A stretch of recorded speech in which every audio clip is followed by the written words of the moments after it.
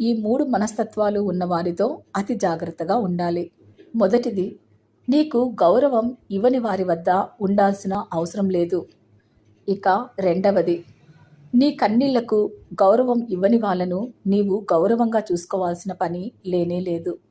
ఇక మూడవది, అతి ముఖ్యమైనది, నీ మీద నమ్మకం లేని వ్యక్తికి నీ తప్పు లేకపోయినా నీవు వారికి సంజాయిషి ఇచ్చుకోవాల్సిన అవసరం లేనే లేదు.